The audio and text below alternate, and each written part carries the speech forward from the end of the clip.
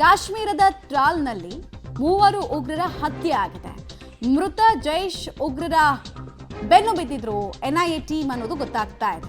ಪಹಲ್ಗಾಮ್ ಉಗ್ರರ ಜೊತೆಗೆ ಇವರಿಗೆ ನಂಟಿರುವಂತಹ ಶಂಕೆ ವ್ಯಕ್ತ ಆಗ್ತಾ ಇದೆ. ಫೋರೆನ್ಸಿಕ್ ಲ್ಯಾಬ್ಗೆ ಫೋನ್ಗಳನ್ನು ರವಾನೆ ಮಾಡಿದ್ದಾರೆ.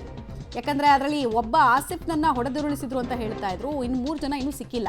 ಸೊ ಇವ್ರಿಗೂ ಅವ್ರಿಗೂ ಹೆಂಗ್ ಲಿಂಕ್ ಇತ್ತು, ಈತ ಮಾತ್ರ ಇಲ್ಲಿ ಹೆಂಗಿದ್ದ, 3 ವಾರಗಳ ಕಾಲ ಕಾಶ್ಮೀರದಲ್ಲೇ ಇದ್ದ ಅಂತ ಅಂದ್ರೆ ಮಿಕ್ಕಿದವ್ರು ಕೂಡ ಇಲ್ಲೇ ಇದ್ದಿರುವಂತಹ ಸಾಧ್ಯತೆ ಇದೆ. ಹೀಗಾಗಿ ಎನ್ಐಎ ಟೀಮ್ ಸದ್ಯಕ್ಕೆ ಅವರ ಮೊಬೈಲ್ಗಳನ್ನ ಸೀಸ್ ಮಾಡಿ ಡೇಟಾವನ್ನ ಅನಲೈಸ್ ಮಾಡಿ ಡಿಕೋಡ್ ಮಾಡುವಂತಹ ಪ್ರಯತ್ನವನ್ನು ಮಾಡ್ತಿದ್ದಾರೆ ಅನ್ನೋದು ಗೊತ್ತಾಗ್ತಾ ಇದೆ. ಎನಿ ಮೂಮೆಂಟ್ ನಮಗೆ ಆ ಶುಭ ಸುದ್ದಿ ಕೂಡ ಬರ್ಬೋದು. ಈ 3 ಜನ ಉಗ್ರರನ್ನ ಕೂಡ ಮಣ್ಣಿಗೆ ಸೇರಿಸಿದ್ರು ಸೇನೆಯವರು ಅನ್ನುವಂತಹ ಸುದ್ದಿ ಬರಬಹುದು. ಕಾಯೋಣ.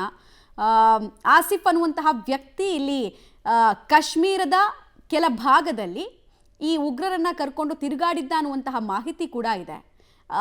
ಈ ಪಹಲ್ಗಾಮ್ ಅಟ್ಯಾಕ್ನಲ್ಲಿ 2 ಪಾಕಿಸ್ತಾನಿ ಟೆರರಿಸ್ಟ್ಗಳು ಇನ್ವಾಲ್ವ್ ಇದ್ರೆ 2 ಕಾಶ್ಮೀರದ ಟೆರರಿಸ್ಟ್ಗಳೇ ಇನ್ವಾಲ್ವ್ ಇದ್ರು.